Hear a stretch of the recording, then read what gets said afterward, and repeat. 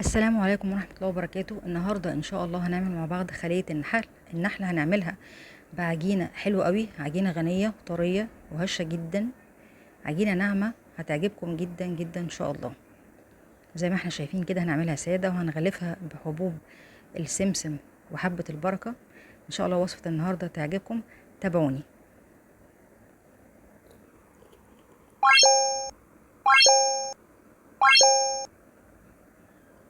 دلوقتي هنبتدي نجهز العجينة بتاعتنا النهاردة. معايا من مقادير النهاردة أول حاجة نص كوباية من المية الدافية، معايا كمان نص كوباية من الحليب الدافي،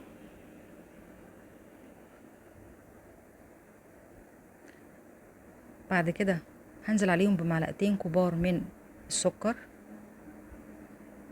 كمان معلقة ونص كبيرة من الخميرة الفورية.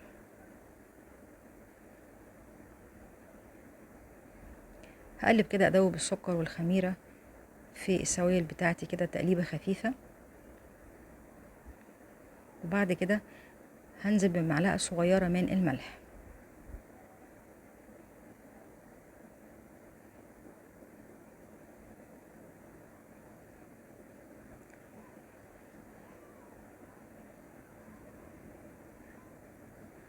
دلوقتي معايا بيضة النهاردة، هاخد البياض بتاعها بس هحطه في العجين واحتفظ بصفار للآخر علشان ألمع بيه وش الصينية. كمان معايا نص كوباية من الزبدة الطرية، زبدة في درجة حرارة الغرفة. هبتدي انزلها على باقي المكونات وهقلب بالسباتيولا ادوب كل المكونات دي مع بعض واخلطهم مع بعض كويس.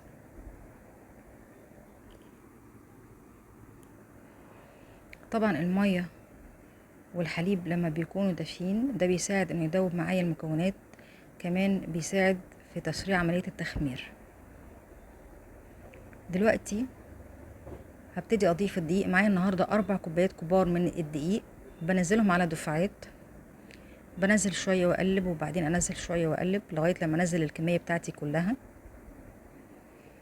زي ما احنا شايفين المكونات بتاعتي النهاردة مكونات حلوة بيدوا غنى للعجينة بتاعتي. معايا فيها البيض، معايا اللبن، معايا الدقيق، معايا الزبدة، كل دي مكونات مغذية وحلوة بتدي قيمة، بتدي غنى للعجينة بتاعتي. هقلب الدقيق مع باقي المكونات شوية بالسباتولا. دلوقتي هنزل اخر دفعة من الدقيق واقلب، الم الدقيق بتاعي على باقي المكونات قبل ما اكمل عجن بايدي زي ما احنا شايفين كده. طبعا لو انت عندك عجان ممكن تستخدميه، هيسهل عليكي. بعد ما بنزل بكل المكونات بتاعتي بتاخد تقريبا 10 دقايق من العجن عشان اخدم العجينة بتاعتي كويس وتبقى عجينة ناعمة، عجينة ما فيهاش اي فراغات كده. بعتبر العجينة خلاص اخدت القوام اللي انا عايزاه واتخدمت كويس. طبعا ان انا اخدم العجينة دي يعني اعجنها كويس واديها وقتها، دي من الحاجات اللي بتدي معايا ايه النتيجة ناجحة للعجينة بتاعتي. خلاص كده العجينة جاهزة، اخدت القوام اللي انا عايزاه. هبتدي اغطيها واسيبها في مكان دافي لمدة نص ساعة ترتاح. وبعد نص ساعة ده شكل العجينة بتاعتي، شايفين حجمها الضعيف ازاي كده. العجينة بتاعتي انا بختبرها تمام، هي خدت وقتها كفاية في التخمير وبقت عجينة طرية وهشة زي ما احنا شايفين. ابتدي اشتغل عليها. بجيب طبعا صينية مدورة وابتدي اقطع العجينة بتاعتي دي لكرات صغيرة متساوية، الواحدة تقريبا في حجم حباية عين الجمل، وابتدي ارصهم مع بعض بشكل دائري كده زي ما احنا شايفين عشان ادي للعجينة شكل خلية النحل.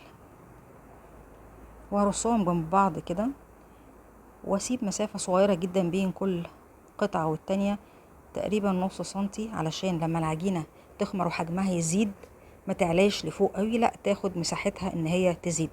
طبعا العجينة بعد ما اسيبها تخمر هسيبها تقريبا 10 دقايق او ربع ساعة، بغطيها وبسيبها ترتاح وتخمر تاني بعد ما شكلتها. طبعا حجمها بيزيد شوية.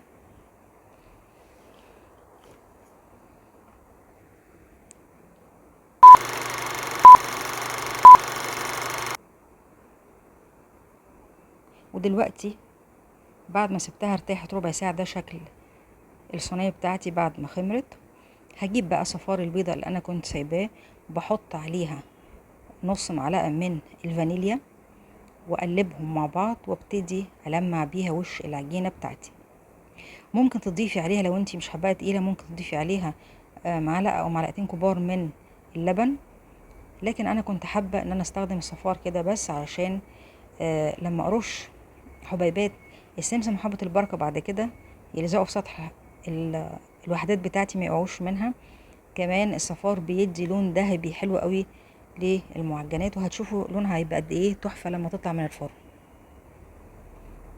هلمع كده الوحدات بتاعتي بالفرشة، بس بلمع بحرص شديد كده، ما بضغطش عليها عشان ما اطلعش الهواء اللي فيها، لانها كده خلاص خمرت. انا مش هسيبها تاني تتخمر. انا بعد ما بلمع وشها برش عليه حبيبات السمسم وحبة البركة بتاعي، بتبقى جاهزة انها تدخل الفرن على طول.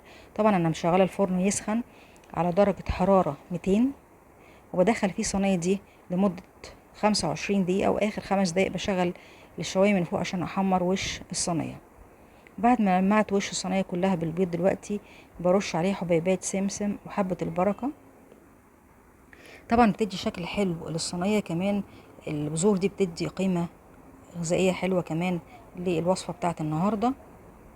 لو انت حابة تسيبيها او ما عندكيش سمسم او حبة البركة، ممكن تسيبيها متلمعة بالبيض بس، برضه هيطلع شكلها ذهبي وحلو قوي.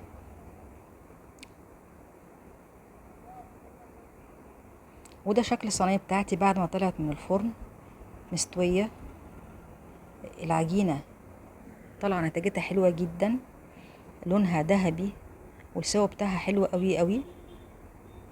طبعا بسيبها تبرد، برضو بتاخد وقتها تقريبا ساعة بعد ما تطلع من الفرن، وبعد كده احطها في السرفيس اللي هقدمها فيه. صينية حلوة قوي، شكلها تحفة. ممكن اقدمها في فطار، ممكن اقدمها في عشاء، ممكن اقدمها للضيوف مع الشاي او مع القهوة، ممكن كمان اقدم جنبها حاجة يعني جبن، او تقدمي جنبها حاجة حلوة زي ما انتي حابة. شايفين قد ايه العجينة مستوية من فوق ومن تحت ومنفوشة وطرية. عجينة هشة حلوة جدا جدا وغنية وناعمة قوي قوي، طعمها تحفة وريحتها تجنن، مش قادرة اقول لكم قد ايه. حاجة حلوة وما بتاخدش وقت. الف هنا وشيفة ليكم ولحبايبكم.